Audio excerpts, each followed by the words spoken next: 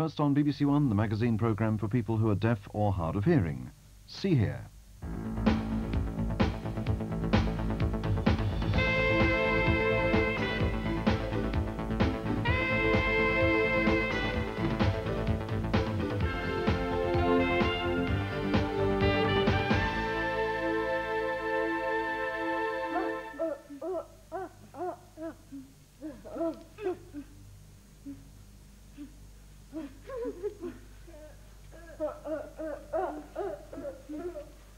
Hello.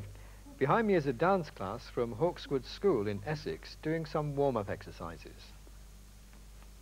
We'll be catching up with them later in the programme.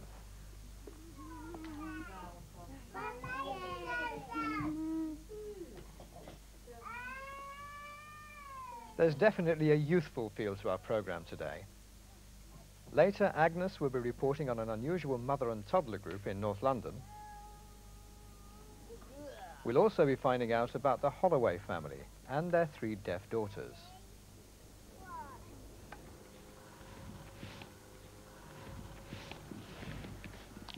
But first, you may remember in November, we invited you to take to the piste. Ski Sunday was a great success, and over 200 of you turned up at ski centres up and down the country. And for many people, it was their first experience of skiing.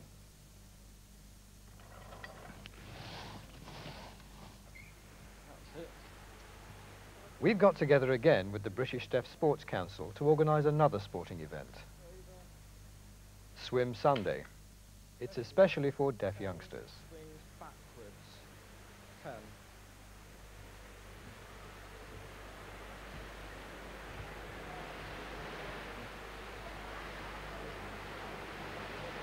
You're pulling. Okay? Right, again. Ready? Pull. 1, 2, 3, 4, 5, 6, 7. And relax. And what we do is we warm the swimmers up on the land so that they can stretch their muscles, warm their muscles up, and this will reduce the possibility of injury. It also makes them feel better in themselves before they get into the water.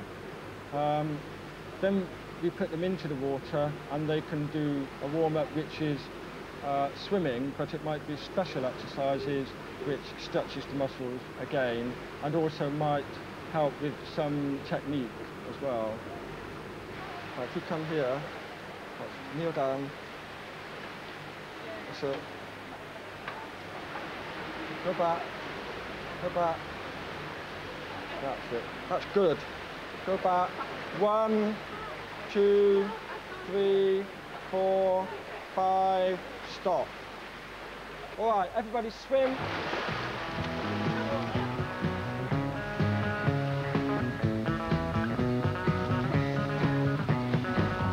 Yeah, this summer I went swimming, this summer I might have drowned, but I held my breath and I kicked my feet and I moved my arms around, I moved my arms around. This summer I swam in the ocean and I swam in a swimming pool. Salt my wounds, chlorine my eyes, I'm a self-destructing fool, I'm a self-destructing fool.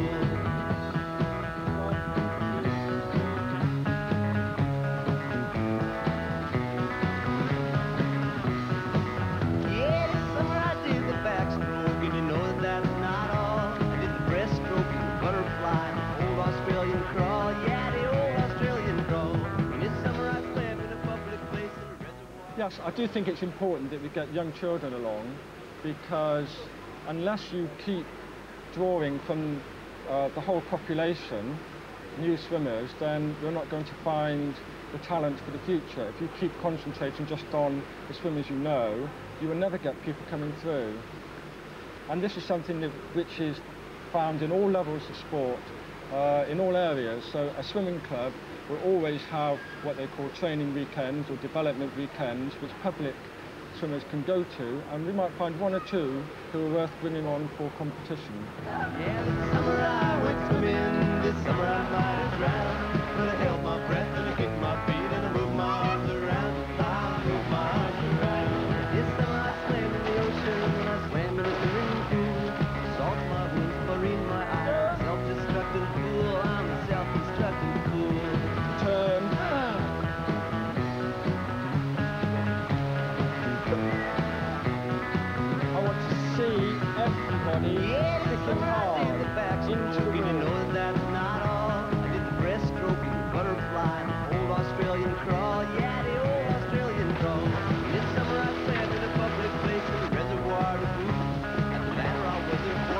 idea today is that anybody who's interested in swimming can come along and have a swim, and then we can see what kind of people there are.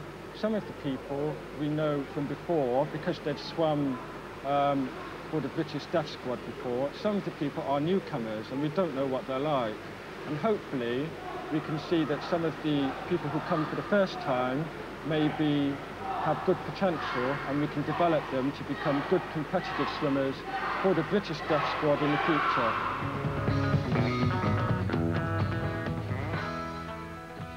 You too can have a go next Sunday, the 24th of January. It's a chance for deaf youngsters to take to the pools. There are 6 swimming pools up and down the country where coaching will be supported by deaf instructors using BSL. You need to be over 8 years of age, and the cost is only £1. The pools that have agreed to open their doors next Sunday are the Portobello Swim Centre in Edinburgh, in the north, pools in Sunderland and Manchester, in the south, London and Plymouth, and Aberdare in Wales. If you live near any of those places, next Sunday, the 24th of January, is the day to put in your diary. Exact details of all the venues and all the information is on Read Here, which is on CFAX, page 710. And now to Jack with an update.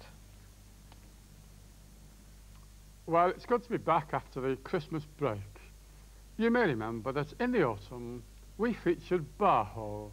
That's the British Association of the Hard of Hearing. It's a charity that offers help and advice. And since the beginning of January, the association has relaunched itself with their new name and logo. Hearing Concern, it's called. And this has been done to represent more adequately the type of work the charity does. So from now on, Hearing Concern is the name to remember. Last year, we featured their competition to find the speaker easiest to lip read on television. Well, there's been a very great deal of interest, but Hearing Concern can still accept nominations until the end of January. And they could be for any presenter on any channel, and not just newsreaders. Smack those lips, baby. Use those lips, baby.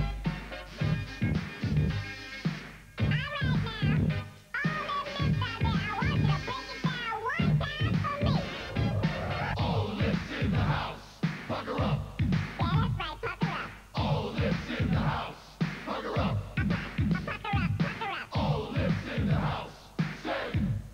That's right, say pucker up. Pucker up, pucker up. Pucker up, pucker up. Well, we should be delighted to have your views. The television personality who receives most votes will be invited to this studio to receive an award from Hearing Concern.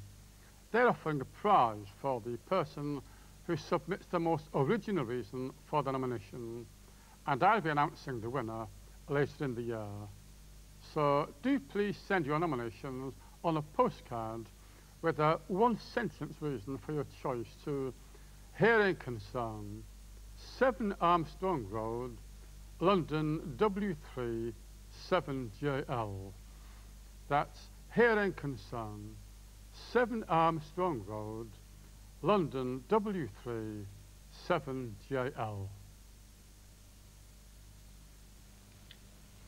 As a mother of a 5-year-old son, I can still remember the adjustments I had to make when I first became a mother. Before Zoe was born, I was in full-time work, and then suddenly I was at home all day with a demanding little baby.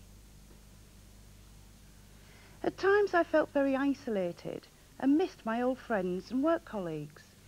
So I was very interested to find out about a mother and toddler group for sign language users. Emma Iliff started the group.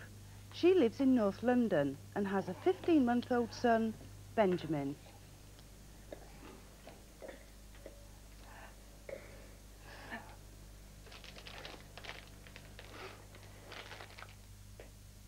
I had joined the NCT, which is the National Childbirth Trust.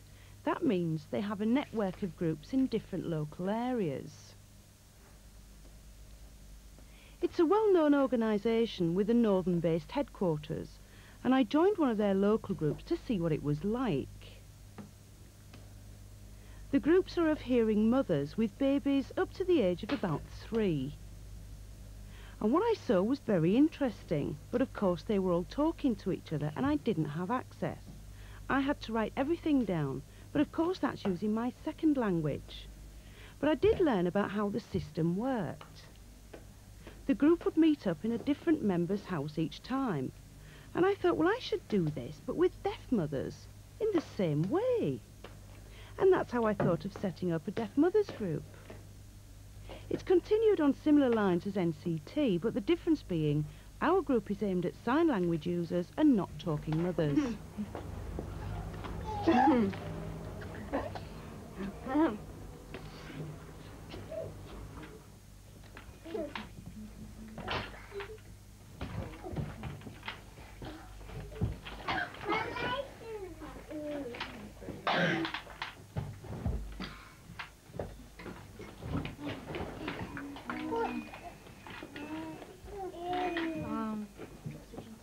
Do you think he's profoundly deaf or maybe hard of hearing?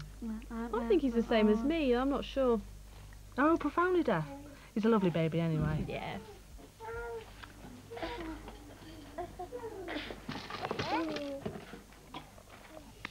Oh, I'm really happy. I think we've got the right people in the group. They're a really wonderful group. We share information, they're so supportive and trusting with each other. I think a small group is more beautiful than a large one. That's what I feel anyway. Also, because of the size of the house, you've got to limit the number of people to 8, and of course their children. We haven't had time to visit each other's houses yet. Juice.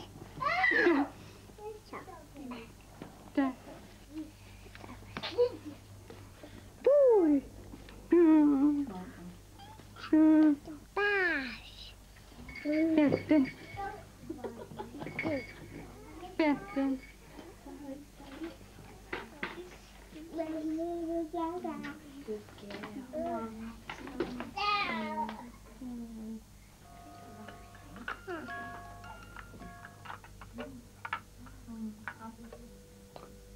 Well, we do have a hearing person in our group. For example, Rita. She's from a deaf family herself, so fits in well. That's great for the hearing kids. To have a hearing person from a deaf family.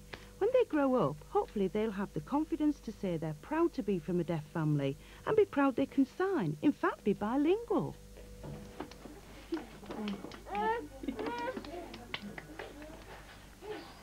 She's now learned some signs like work, ball, and a few other words, which is great.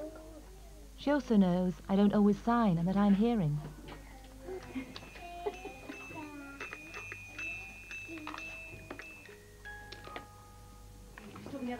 Sometimes if I give him something, then try and take it away, he doesn't like it. They're his things.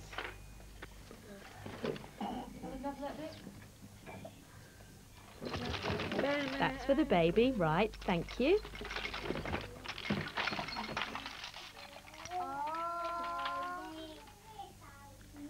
Benjamin likes to chat then, does he? Oh, yes. He never stops chattering. He's a real chatterbox, just like me. But I sign it all, of course. I think there are benefits for the mothers as well as for the hearing children. I mean, sometimes I'll sign to Benjamin, but he looks everywhere except at me. My voice isn't that good, so I'll put music on, because I'm concerned about Benjamin's language development. And when Benjamin joins in with the group, he can see hearing people who are from deaf families signing. And that means he will understand that he's not the only one with a deaf mother who signs to him. And hopefully he will learn sign language as he grows up. What concerns me more is that it's important he grows up to be bilingual and to be proud of it. And proud that he's from a deaf family. I think that's very important.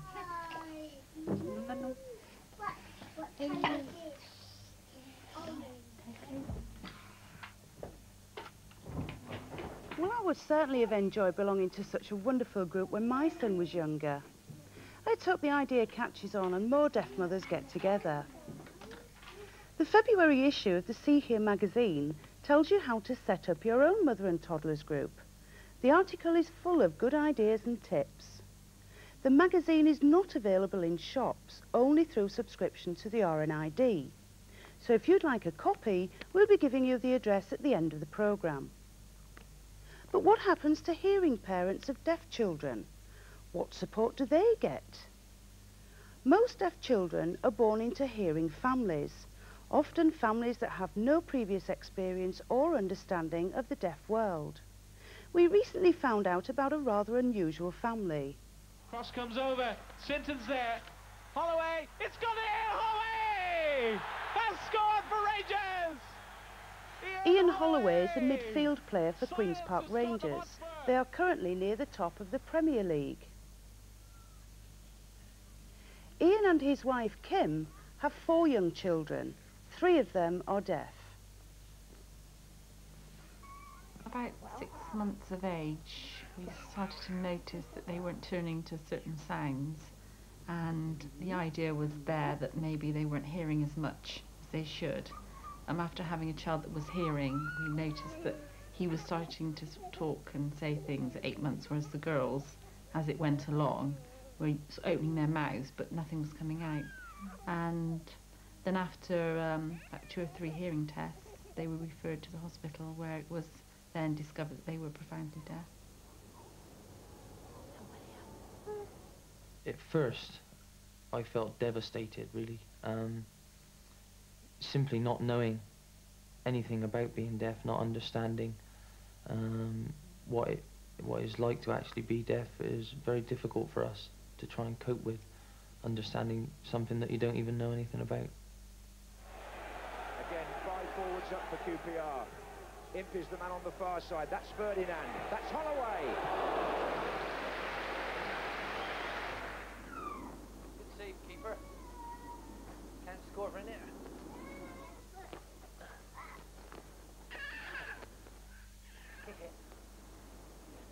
And we believe for our children being profoundly deaf, they have the right to the language of the deaf, sign language, and also, obviously, because we're hearing, and we've also got another hearing child, we have to use our voice. So it is a mixture of communication, but for them, getting the communication going was the most important thing. I mean, at 16 months, they had had nothing, no hearing aids, nothing, and they were very frustrated children. As soon as we started to use sign with them, they've just blossomed. It calmed them right down. They actually beckoned to each other and came to, you know, they could actually understand what we were saying. And originally I was saying, do you want a drink, do you want a drink? So all they were getting was the mouth pattern. And when Daddy went, do you want a drink? They understood and they'd follow you then. And from that day on, Eve would particularly grab hold of your hand, take you out into the kitchen and point to what she wanted. That nice? That nice? Lovely.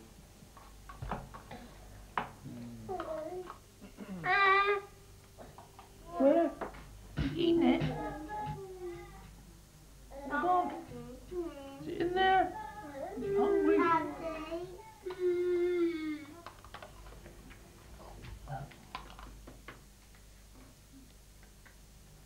Because of having 2 profoundly deaf children already, they tested Harriet at about 12 weeks of age to see if she had the same problem. And I just didn't think that it could happen again. They said to me, oh, there's a chance in a million of her being deaf. And I thought all along that she could hear. Even though I'd had the experience of having 2 other deaf children, I still thought this baby can hear. And when I found out that she had the same diagnosis as the girls, I was just numb. But then I tried to think positively. I thought, well, at least she's mine and she's with us, and we've already been down this road before. So I think she's quite lucky, really, and we're glad that we've got her instead of somebody else who knows nothing about what it's like to be deaf. Isn't that nice? Harriet is amazing, yeah. I mean, to think she's only 11 months and she knows 6 or 7 signs already. and you can actually say a sentence in sign to her. I asked her to go and get my shoe, get Daddy's shoe, which was in another bedroom, and she walked off, come back with it, which is amazing. I mean, you couldn't do that with a hearing child of that age. And the whole family have taken it upon themselves to learn sign language.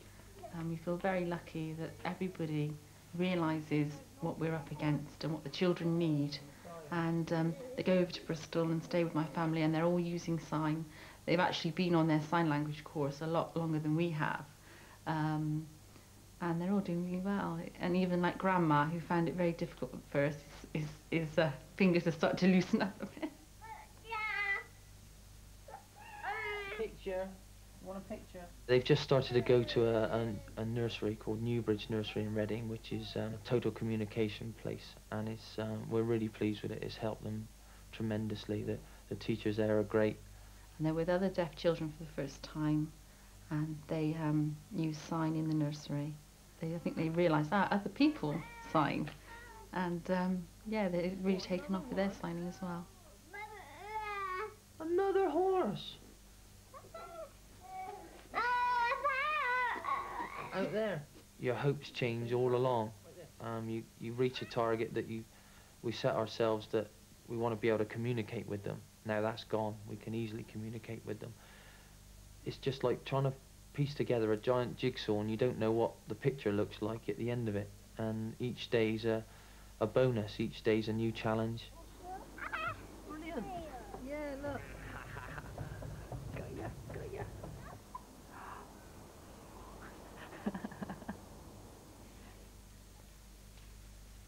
What a lovely family, and great to see them all using sign language. Now, let's find out how our young guests from Hawkswood School are getting on.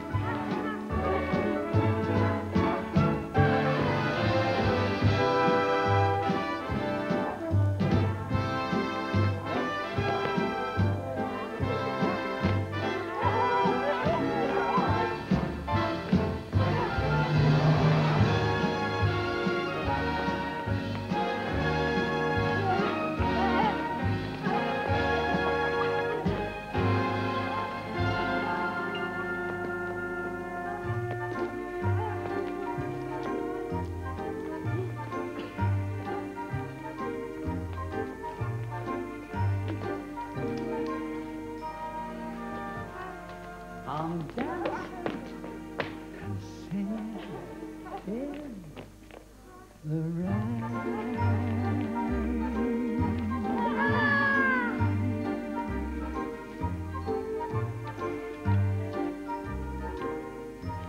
Well done, that was lovely. Did you enjoy the dancing?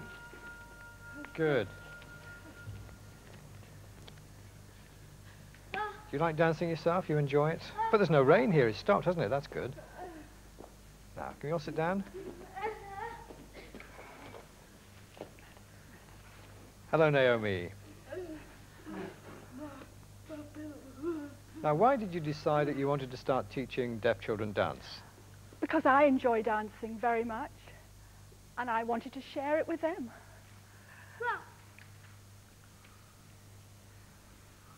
But why do it with deaf children?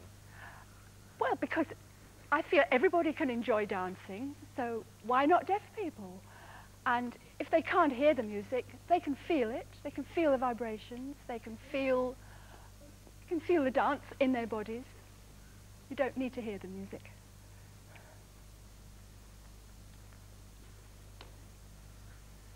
Now, what sort of benefit or advantage do deaf children get from dance, do you think? Well, first of all, they enjoy it.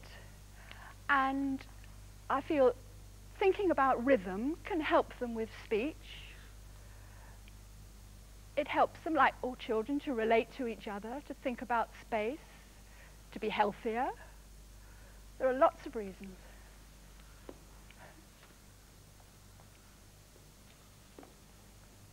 Now, how do they manage to actually keep up with the rhythm and follow rhythm? Well, I teach them to feel the rhythm inside them. And they do, they all do. The only problem is sometimes they all feel it at a slightly different speed. But they can all feel the rhythm.